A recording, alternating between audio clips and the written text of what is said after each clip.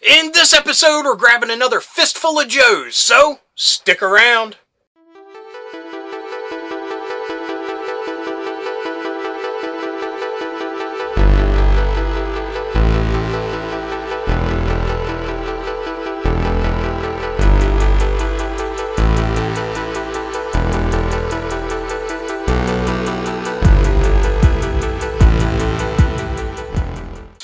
Fellow dorks and dorkettes, and welcome to It Came From My Side of the Laundry Room. My name's Rob, and in this episode, we're grabbing another fistful of Joes. This is the 14th time over, I don't know how many years, that we've done this. Now, for the year 2021, I thought, let's make Fistful of Joes a monthly segment. Before, it was kind of spotty that I did a couple here, waited a couple months, did a couple here, and yeah, it seems like people like the show, so I just thought, why don't we just make it more of a regular thing for this year and do it every month? Okay, if you don't know what that is, I keep all my G.I. Joes in these little plastic bins. I got a bunch of them here. So what I do is pop the top, reach in blindly, grab a handful of them, and we review and play with them. Pretty simple, pretty fun, so let's get to it.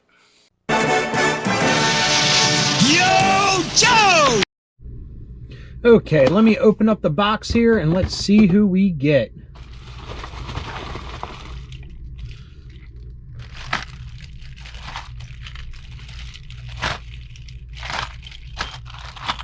Okay. Let's see who we get here. First up is Checkpoint from Steel Brigade. This was from a Toys R Us exclusive pack. You got Steel Brigade figures and you got Plague Trooper figures, I believe their names were. So this is Checkpoint. Comes with a really nice armor that comes off. I've never taken it off. Comes with a helmet.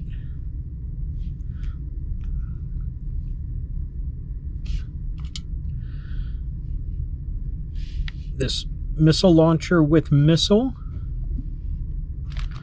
a stand.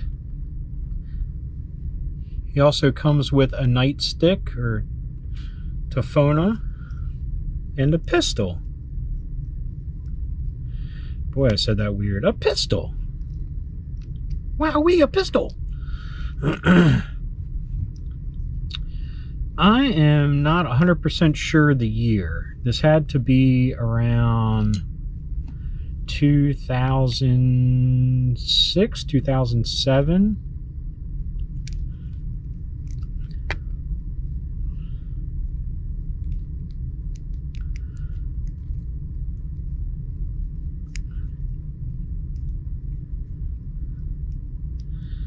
Has articulation. Very nice, actually. Of course, his armor impedes this arm from going up and down.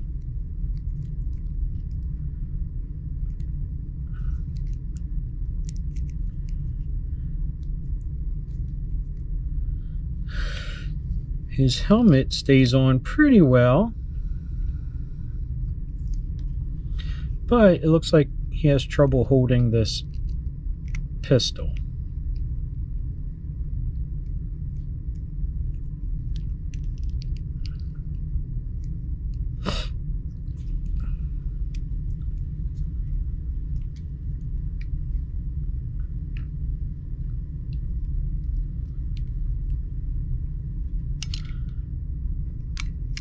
Not 100% sure how he holds on to this.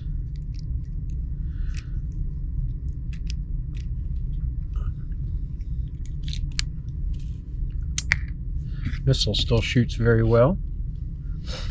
But anyway, that was our first figure, Checkpoint, from the Steel Brigade pack from Toys R Us. I heard recently I shouldn't have taken these out of the package because they were pricey, but What fun is that?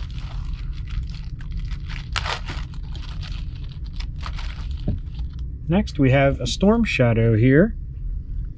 See if I can get any information from him. 1991 Hasbro. I don't know if that's the actual year this figure came out or when the mold was used.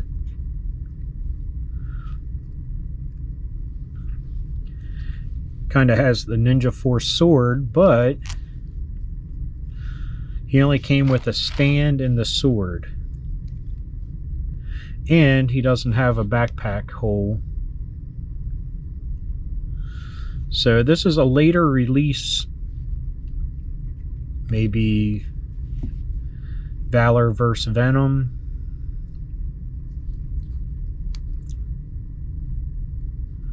That's interesting. Look at this. These little nubs here.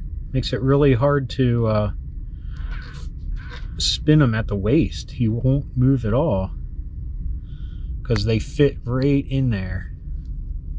That's interesting.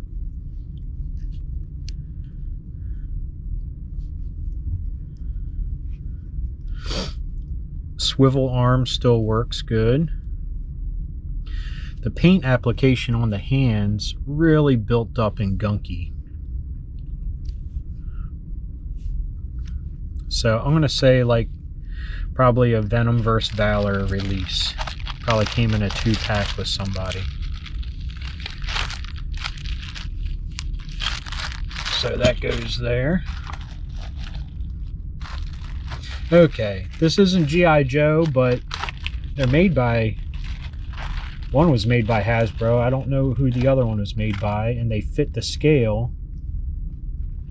But we have an Indiana Jones that was released during the Crystal Skull movie. Has his pistol in there. You have 2 different whips.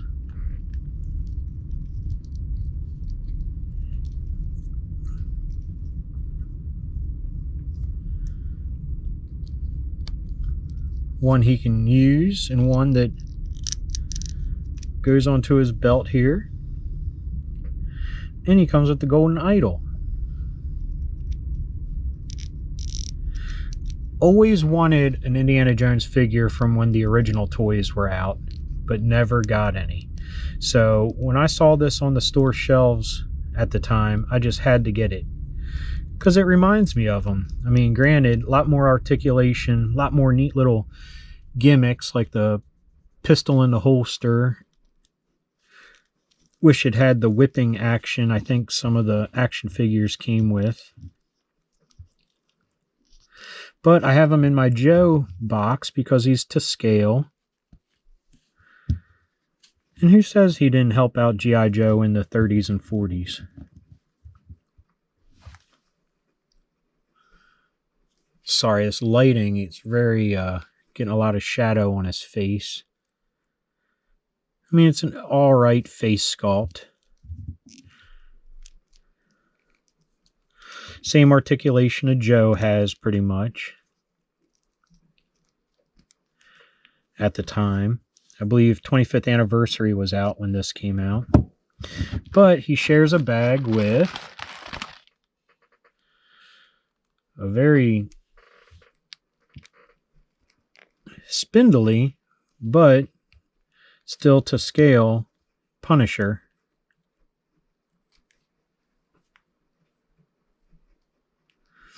Has a gun molded into his holster there. But I believe this was a game of some sort. I think he came with dice and stuff. But, I mean, he's a little bit taller. But look how thin that is. I mean, and of course, all this extra articulation means that he has some structural defects.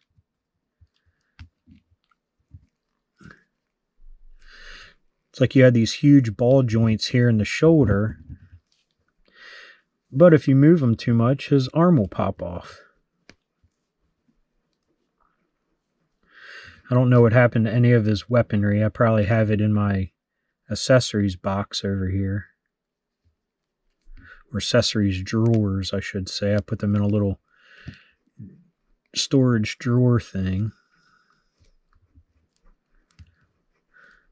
But very good face sculpt, at least. But Frank Castle would make a good addition to G.I. Joe. Possibly the comics. Being a Vietnam veteran. Granted, he might not follow a lot of the Joe's moral standards, but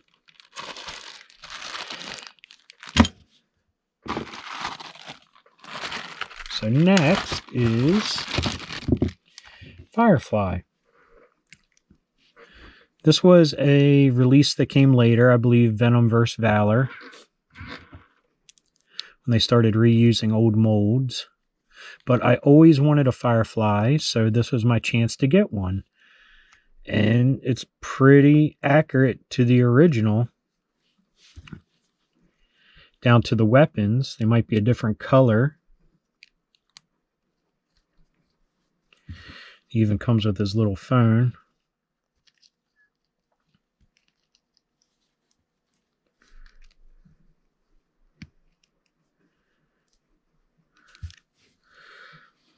The pizza better arrive in 15 minutes, or you're dead meat.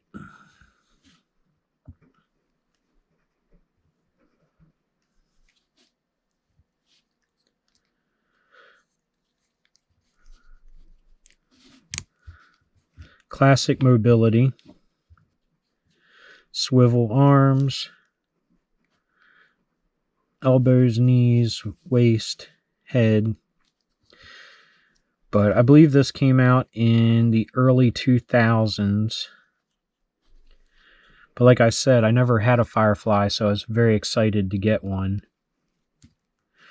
No matter what era it came out in.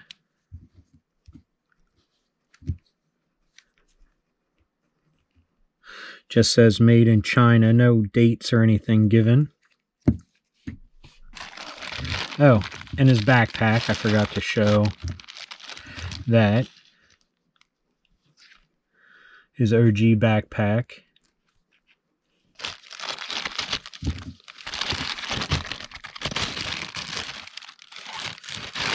And next is one of my favorite characters of all time.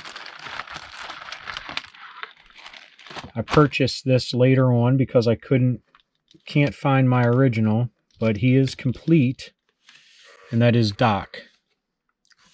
Look at this. This even has the price tag from Toys R Us at the time. $2.87.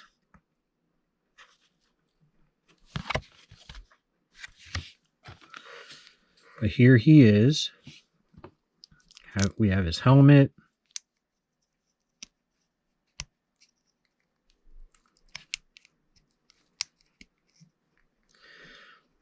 I'll go one straight.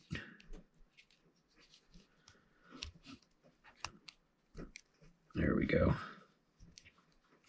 His stretcher and his flare gun mortar thing.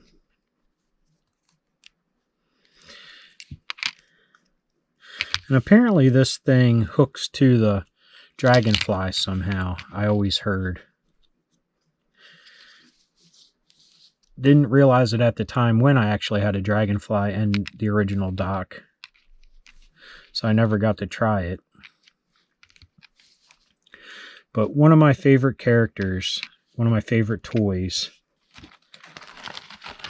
I think because my grandmother got it for me. Just because she got me Doc and the Snow Bear snowmobile at the exact same time.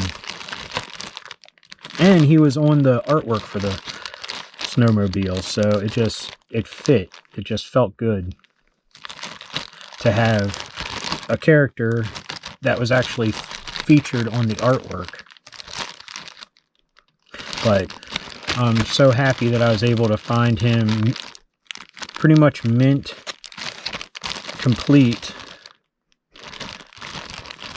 And I'm pretty sure I didn't pay too much for him, because I don't really think he's a sought after character, unfortunately. But to me, he's one of my favorites. So, right there, we saw 4 Joes and 2 non-Joes that kind of fit into my own little shared universe. So, thanks for watching. Now, back to me. And we're back to me. I hope you enjoyed this look at these G.I. Joe figures. Of course, it's always fun to play with my G.I. Joes, and this is just a great excuse to do that. That's the downside. I don't have them displayed anywhere, so they're in these little boxes, and this is my chance to take a look at them, to play with them, just enjoy them, and get to invite you guys along. Oh, and if you're wondering what my shirt is, it is the Lizard riding a surfboard with Spider-Man and Mysterio flying up here. This was from a comic convention I went to in Florida many, many, many years ago. And I believe it was Darwin Cook that did the artwork for this, for the convention that year. He's not with us anymore, but this shirt means a lot to me. First time I went to Florida, big comic book convention, and I just love the style. But anyway, enough of that. I hope you enjoyed this episode. If you did, please give me a thumbs up. If you got something to say, please leave a comment. I love reading them, and I love getting back to everybody. And if you're new around here and you enjoyed this or any of the episodes that YouTube is recommending down here, please hit subscribe.